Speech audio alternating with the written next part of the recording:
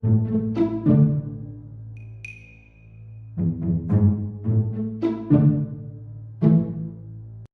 ang ambag ng MTD Berhad dito? Mismong construction lang ang ambag ng MTD Berhad sa di umano'y joint venture na ito. Maging sa Office of the Government Corporate Council o OGCC at sa Commission on Audit o COA para sa kanila, hindi rin joint venture ang pinasok ng gobyerno dito.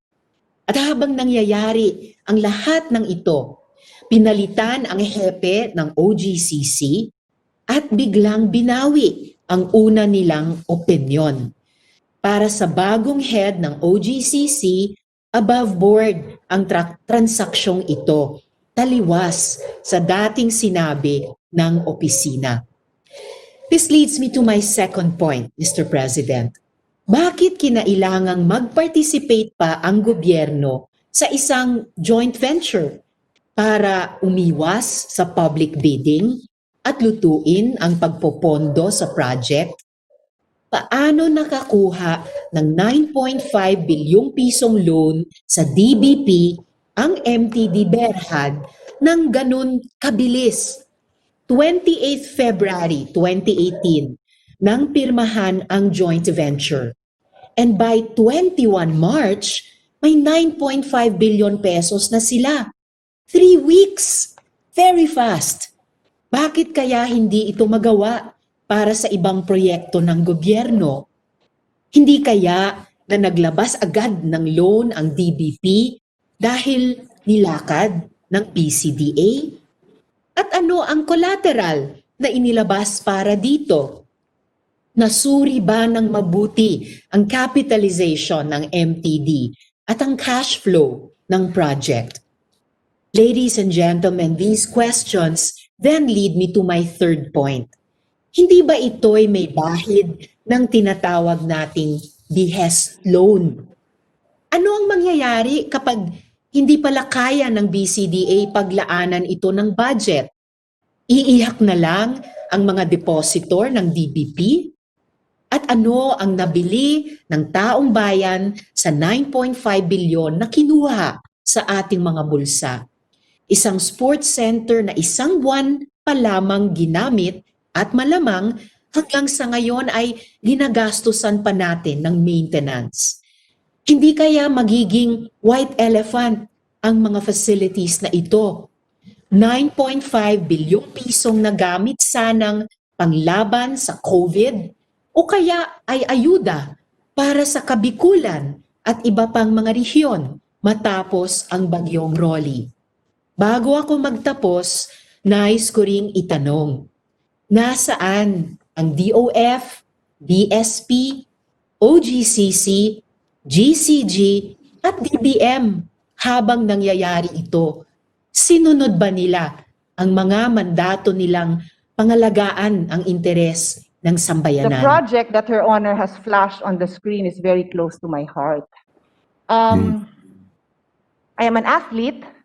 I am also a national team player in my youth. And I was there during, I don't think I was there during the, what do you call that? When they, ano ba tawag doon yung corner? Groundbreaking ba yun? When they put the first, I wasn't there then, but I was there when there were only beams, and I continually checked on it in the days to come. Mr. President, this is a world-class stadium built in record time, with the advice no less than, if I'm not mistaken, and I can check for the record, World Bank and or ADB on how to finance and how to do this project.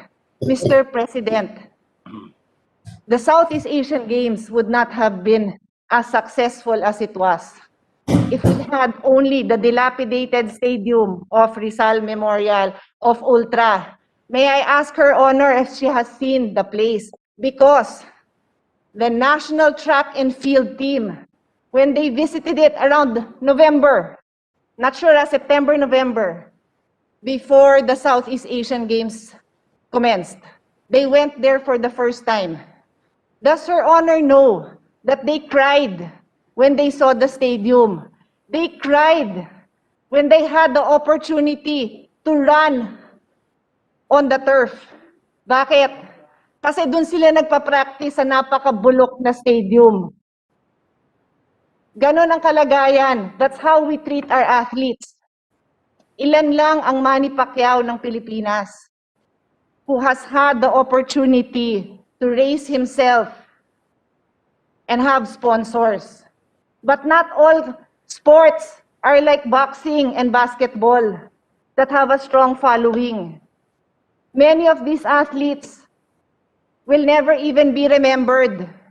But on that day that we won the gold medal, the entire Southeast Asian countries gave their due respect to the Filipino athletes.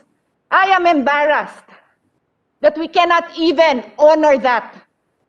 I am embarrassed that we choose to make a political issue out of a world-class facility. Kaya tuloy, wala nang mag-aabalang magpatayo ng matitino at kahanga-hangang mga infrastructure dito sa Pilipinas. Dahil magpatayo ka lang ng maganda, sasabihin na sa'yo na may kalokohan ka. So paano? Puro bulok na lang tayo para walang pumansin. Ganon. Paano magiging white elephant? Madam Sponsor, do you even know what are the conditions of our sports facilities? Para sabihin mong yung world class na yon magiging white elephant? Hindi nyo ba alam na pinasa natin ang National Academy of Sports? And doon Try supported, doon magte-training ang mga bata natin, mga future Manny Pacquiao. Paano naging white elephant? Sana naman mag-ingat naman kayo sa mga paratang nyo. Dahil yan na naman ang i-headlines. Di man lang natin binigyan ng konting parangal, konting respeto ang mga national athletes. Na alam nyo ba, kung hindi dahil sa bayanihan to, hindi pa magkakaroon ng allowance. Hindi thanks to PSC yan, ha?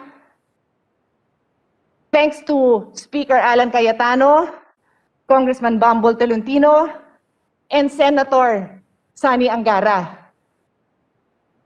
So hinahalo ko yung mga mukha ng mga athletes na to doon sa tinatawag niyang white elephant. Kasi that is the only reason why you put up such a structure for people. In this case, for young athletes. So I cannot separate their faces and their names from the structure that you now want people to cast doubt upon. Again, I do not have the details. Wala akong hawak na papel, but I have to stand up for BCDA, for the architects, for the engineers, for every single construction worker that worked overtime. Madam Sponsor, alam nyo ba 24/7 nagtrabaho yon para makadeliver tayo sa Southeast Asian Games? Di ba mas kahihiyan yun na nag-umpisa Southeast Asian Games tapos hindi natapos yon? Nanood ho ba kayo?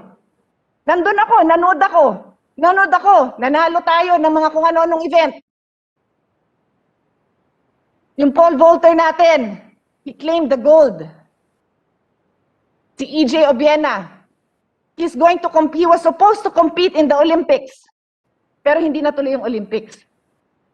At least, nagka-Southeast Asian gold medal siya, di ba? At least nanalo siya in his own country. Napanood siya ng tatay niya, na coach niya. Ganon ang kalagayan ng mga athletes. Madam Sponsor. Yung nanalo ng marathon, taga Cagayan de Oro siya. Umiiyak siya nung nakita ko siya after niya. Hindi niya akalain mananalo siya. Alam niyo bang na-lockdown siya dito for how many months? Hindi nakauwi. O baka sabihin niyo irrelevant na yun. Hindi irrelevant yun. Kasama yon sa mga sakripisyo ng mga athlete. Tapos ngayon, ang kaisa-isang nagawa natin for them, binibigyan pa natin ng mali siya. Kaya yan ang mangyayari sa bansa natin. Puro mali siya tayo, puro paghuhusga. Mr. President, like I said, I do not have the details. Wala ho akong panahon sa ngayon na aralin yon dahil I am sponsoring CREATE and I am the Senior Vice Chair of the Committee on Finance. Pero pag pinagpatuloy pa ni Senator Risa sa ganitong panahon, na katulad nga ng sinabi ko, yung mga athletes na yan, na lockdown, hindi nakauwi, 10 buwan, walang allowance. 10 buwan, walang allowance. This is their livelihood. And you know, the only thing they have left is their pride. So when we do things like that, we slap them in the face. That is what we do, Mr. President. And when Her Honor chooses to use words like white elephant, you make the people who bother listening to us, if there are still people who bother to listen to us, the more that they question our judgment, the more that they question the things that we do to make those who need more in life, to give them a better life. And that is exactly what that project was all about. Ba't kakainin ba natin yon? Hindi. So, syempre, ba't tinayo yun? Kasi nga may purpose. We were in line to sponsor, to host the Southeast Asian Games. Was there enough time to go through all the steps? I don't know. But I am sure there's a logical reason because the president of BCDA is one of those persons that is highly respected in this government. He was pulled in to assist the IATF with the testing, the capacity building, putting up quarantine centers. Hindi mag-aabala si Vince Dizon nang mag-cut short lang ng corners para lang batikusin ng ganito. Ginawa niya yon para patayuan ng may pagmamalaki namang stadium ang Pilipinas. So I leave it at that. I leave it at that, Mr. President. But I sincerely regret, in as much as we all have the right to stand up here for anything that we want to talk about, we do. Kaya pwede, lahat tayo may right. Pero I sincerely regret na nagagamit ang floor natin para sirain ang napakagandang pangalan ng mga napakagandang mga proyekto na tinayo para lang naman bigyan ng kahalagahan ang ibang sektor ng ating bansa na normally hindi napapansin. They are normally training, like I said, umiyak sila nung tumuntong sila sa tarp nung track oval na yon. Umiyak sila. Sabi nila, wow, ang lambot. Sabi ko, ba't saan ba kayo nagte-training? Ma'am, dun sa track oval na sira-sira na, sa Pangasinan. Ha? Paano kayo nakarating ng Pangasinan? Wala na ho kami mapag-trainingan sa Metro Manila. And then their facilities, nakatira na rin ako sa Rizal Memorial. As I said, I was a national team athlete. Yung tinirahan ko sa Rizal Memorial noong 1983, awa ng Diyos, ganun pa rin ang itsura. Kung hindi pa natin pinatayo ang track oval sa University of the Philippines, which is open to all, inabot ng mga anak ko, 30 years after I graduated, the same track and football field ng UP. So siguro si UP, sinundan nila by the letter every single step. Awa ng Diyos, inabot ng 4 na taon. Nag-graduate na yung anak ko, never niya na nakitang yung field na yon. That is how infrastructure projects in the Philippines go along. So if you don't want our people to dream, if we don't take a stand and give honor to what should be honored, the people who did right, then we'll just watch our country crumble because we're just going to be finger pointing every step of the way. And I take offense as an athlete, as a mother of athletes, as a mentor and as a friend of all these athletes, whose sole pride was to be able to see such a structure built in their honor, questioned and castigated in this manner. Salamat po. All right, thank you. Well, just to add a little trivia, of course, it's very known fact that I have been a national player of the Philippines since 1976. all the way to 1987. I do understand the points being raised, and more particularly about the athletes. But this one thing that really got my attention in the facilities that were built. It was only then that I found out last Southeast Asian Games, for the reason that our swimmers always have a hard time against the foreign competitors. We always see the Olympic swimming pool. Yun ang ginagamit nila, Olympic-sized swimming pool. Yun ang competition, di ba?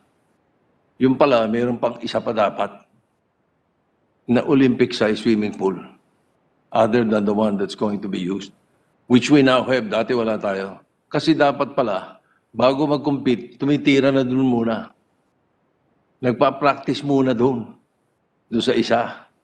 Kaya doble pala yun, pag-ayang gano'n. Anyway, the other countries had that before. Singapore and all that. Tayo yung nagtsatsaga sa, may mga lumot doon sa ultra.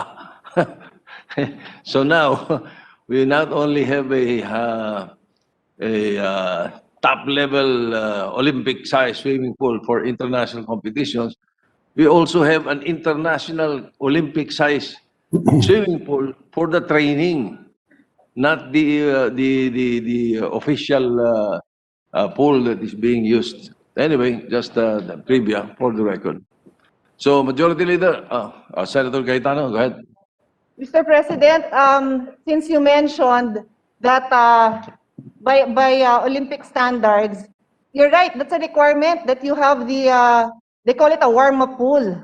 So without that, you cannot get the proper accreditation. You will not receive that highest level of accreditation, and you will not be able to sponsor international competitions. So in fact, Mr. President, during the Southeast Asian Games, as it was happen, sa sobrang tuwa nung ating National Sports Association ng Swimming, they already said yes to host this international competition. I'm not sure if it was this year, so baka hindi nga natuloy because of COVID, no? Because they are now qualified to host those kind of swimming events, which we could not do before. Kung familiar kayo sa Rizal Memorial tsaka sa Ultra, hindi ganun ang swimming pool doon. And I'd also like to spread into the record, similarly for the track oval. So the ones that you would have seen, for anyone here who watched it, that track oval is the main track. Pag lumabas ka dun sa stadium, there's another track, Mr. President. Kasi ganun din, it is required that there is a warm-up track. And then, in addition to that, underneath the stadium, that really underneath, because same level ng ground, inside the stadium, indoor, merong mga 100-meter din na track. So, pag matagal ka pa, doon ka magwa-warm up sa labas. Pag malapit ka na, pwede ka mag-sprinting dun sa loob. And then finally, in the main. All of this would not be accredited. Again, yung white elephant na inaabala nyo, Madam Sponsor, we can now host international competitions. And that will even be cheaper for our athletes because they don't have to keep going abroad. We can host. It brings glory to the country. Mura para sa ating mga athletes and coaches. May facilities naman doon para matulog. Hindi ko natapos yung kwento ko, pero yung sinasabi kong natutulog ako doon sa dorm, doon sa Rizal, na ngayon ganun pa rin. Now, we have world-class facilities. Nung nakita ng mga athletes, naiyak sila. Kasi mukha daw hotel yung kanilang kwarto. O nasasabihin natin ngayon, dapat hindi mukhang hotel yan. Dapat mukha lang kayong, tabi-tabing dormitoryo. Di ba nila karapatan yon? Na humiga dun sa hindi iniipis, na humiga sa magandang kama, na magkaroon ng magandang banyo? So yan ang kine-question natin. Anyway, Mr. President, it's because of you na dinagdag ko to dahil nabanggit niyo yung swimming pool. Dinagdag ko na rin po yung track oval. Thank you.